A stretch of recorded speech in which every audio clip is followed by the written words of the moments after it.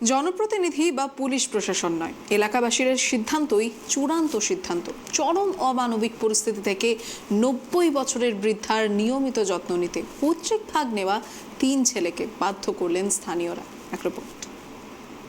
কথিত রয়েছে, পৃথিবীর মধ্যে কেউ যদি আপন হয় তা হলো মা। প্রায় ৩০ বছর আগে পর্যন্ত ছেলে মেয়েরা তাদের মায়ের পায়ে নাকি স্বর্গ দেখতেন, কিন্তু যুগ পাল্টেছে সময়। পাশাপাশি সময়ের সঙ্গে মানুষের স্বভাবের পরিবর্তন হয়েছে, আর যার কারণে সমাজে এমন অনেক ঘটনা নজরে পড়ে যা হয়তো সবাই বা সমাজ মেনে নিতে পারে না। তেমনই একটি ঘটনা উঠে এলো নদিয়া থেকে।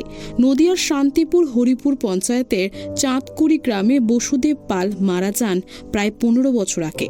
তার স্ত্রী রেবা পালের বয়স আনুমানিক ৯০ বছর। পৈতৃক সম্পত্তি ভাগ বাটোয়ারা হলেও মায়ের যত্ন এবং দেখভালের দায়িত্ব কোনো সন্তান নেয়নি, অথচ ছেলেরা সকলেই প্রায় কোটিপতি। সহ্যের বাঁধ ভেঙে এলাকাবাসীরা নিজেরাই আইন হাতে তুলে নেন।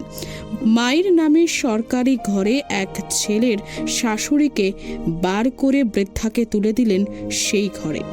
বৃদ্ধার ছেলেরা গ্রামবাসীদের বাধা দিতে গেলে এলাকায় উত্তেজনা সৃষ্টি হয়।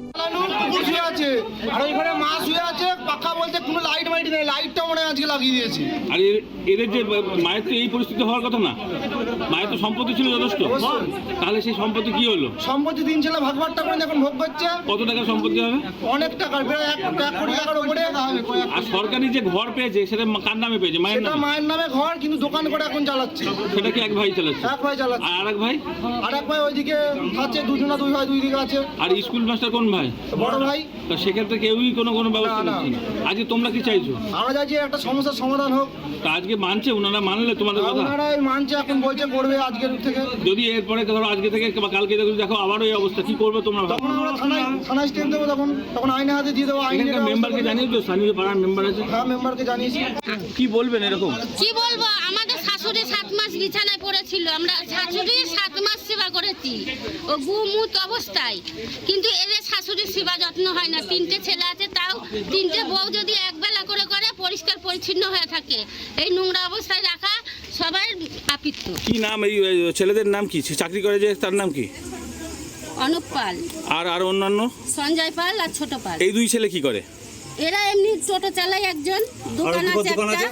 তা চাকরি করা সত্ত্বেও কি মানে এরকম অবস্থা মায়ের? চাকরি করা ছেলে আছে যাকে ও কিছু দেয়, হ্যাঁ ও ডাক্তার দেখায়, কিন্তু এই একটা কুকুর পুষেছে, কুকুরটার চিকিৎসা হয় টোটোয় করে নিয়ে গিয়ে, কিন্তু মায়ের চিকিৎসা হয় না। তো মা এখানে পড়ে রয়েছে ঘরে কতদিন ধরে?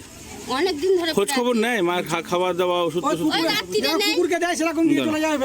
স্থানীয় সূত্রের খবর, প্রায় ৯০ বছরের বৃদ্ধা দীর্ঘ 6 মাস ধরে পড়ে রয়েছে আস্তাকুরের ঘরে। বাবা মারা যাওয়ার পর পৈতৃক প্রায় কোটি টাকার সম্পত্তি ভাগ করে নিয়েছে 3 ছেলে। বড় ছেলে অনুপ পাল একজন স্কুল শিক্ষক, তার অবশ্য দোতলা বাড়ি, সঙ্গে ঘরে লাগানো রয়েছে এসি। মেজ সঞ্জয় পাল, সে পারলুমের মালিক হওয়ায় পাশাপাশি সুদের কারবারি, এবং ছোট ছেলে শান্ত পাল টোটো চালানোর সঙ্গে সুদের কারবার করে। মায়ের নামে সরকারি গৃহ আবাস যোজনা প্রকল্প তৈরি ঘরে চলছে রমরমা কাপড়ের ব্যবসা, কিন্তু 3 সুপুত্রের ভাগ্যবতী মা থাকেন আস্তাকুড়ে। ভাই নিজের সম্পর্ক না থাকার জন্যই সমস্যাটা সবথেকে বড়। কিন্তু অন্য 2 ভাইয়ের তুলনায় আপনার বিষয়টা একটু আলাদা, কারণ আপনি একজন শিক্ষক। আমি শিক্ষক বলতে এমএসকে, হ্যাঁ শিক্ষকতা করেন, সুতরাং আপনার অন্য 2 ভাইয়ের তুলনায় ভাইদের সঙ্গে চলাচল না থাকার জন্য মা যতদিন যেতে পারতো আমার কাছে খেতো, আমার কাছ থেকে খাবার নিয়ে আসতো। তারপরে যখন যেতে না পারে তখনও মেয়েরা যে দিয়ে যায় না মা, সেটাই তো বলছি, মা নিয়ে আসবে কেন? সবাইকে নিয়ে আলোচনা করে একটা সিদ্ধান্ত নিয়েছি, কালকে ঘরটা পরিষ্কার পরিচ্ছন্ন করে একদম ঘরটাকে। মা এ পড়ে রয়েছে এই ঘরে কতদিন ধরে? হ্যাঁ, কতদিন ধরে পড়ে রয়েছে? মাস 6 থেকে না 6 মাস ধরে কি বলেছে? আর ঘরে এরকম গন্ধ কেন? আমরা মানুষটাকে ঘরের মধ্যে গন্ধ কেন? দেখতে পারি। ঘরের মধ্যে ঘরের মধ্যে এরকম গন্ধ কেন? পরিষ্কার পরিচ্ছন্নতা না হওয়ার জন্য। তাহলে মানছেন যে অযত্নে রয়েছে মা? হ্যাঁ। আচ্ছা, কি করেন আপনি পেশায়? আমি তাঁত বুনেন। তো মায়ের যে সম্পত্তি সেসব তো কম বেশির কথা ছেড়ে দিন, পেয়েছে কেউ হয়তো 2 কাঠা বেশি, কেউ তাহলে মায়ের যত্নের ভাগটা পাওয়া গেল না কেন? এই যে মাকে যত্ন করে রাখতে হবে সেই ভাগটা আপনারা নিলেন না কেন?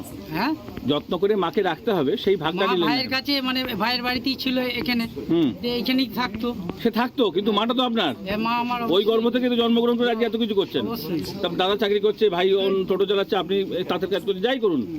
মায়ের তো সম্পত্তি ছিল, বাবার সম্পত্তি ছিল তো, মায়ের সম্পত্তি ছিল, সেগুলো আমরা সবাই যেটুকুনি পেয়েছে। যা ভাগযোগ করে নিয়েছি, মায়ের নামে একটা রেখেও দিয়েছিলাম। এমনকি সরকারি ঘর পেয়েছে, সেটাও আর এক ভাই নিয়েছে। হ্যাঁ, সেটাও তাহলে আরেক আপনারা ভাই মায়ের সবকিছু ভাগ করে নিলেন। মানে সেই ঘরে তোলেনি, আপনি দেখুন। হ্যাঁ, সেটাই তো বলছি যে সবকটা 3 ভাইয়ের ক্ষেত্রে আমরা এটা ত্রুটি দেখছি। হ্যাঁ। তো এলাকার মানুষজন একটা কথাই বলছেন যে ওদেরকে আরেকবার সুযোগ দেওয়া হোক, হ্যাঁ, অবশ্যই। আজকে থেকে যদি এটা হতো। আজ থেকে আমরা স্থানীয়দের অভিযোগ, এক ভাইয়ের ঘরে কুকুর রয়েছে, সেই কুকুরের জন্য আলাদা ফ্যানের ব্যবস্থাও রয়েছে। সরকারি ঘরে ফ্যান চালিয়ে রয়েছে এক ছেলের শাশুড়ি, অথচ মা কষ্ট পাচ্ছেন তীব্রই গরমে। এলাকার মানুষজন রাজনীতি, জাতি, ধর্ম, বর্ণ নির্বিশেষে একত্রিত হয়ে এদিন বাধ্য করলেন 3 ছেলেকে মায়ের যত্ন এবং দায়িত্ব নেওয়ার। পাশাপাশি স্থানীয় পঞ্চায়েত সদস্যও মানলেন এলাকার প্রায় 350 মানুষের দাবি 3 ছেলেরাও যেন তাদের মায়ের যত্ন নেন। এই তো এরকম মা পড়ে রয়েছে, এরকম সমস্ত টাকা পয়সা, জমি জমা, এমনকি সরকারি ঘর সব ভাগ হয়ে গেছে। বার্ধক্য ভাতা সেটা পর্যন্ত ভাগ হয়ে গেছে, অথচ মায়ের যত্নের ভাগ হয়নি। মানে মার গুরুত্ব কে নেবে? কি বলবেন এই বিষয়ে?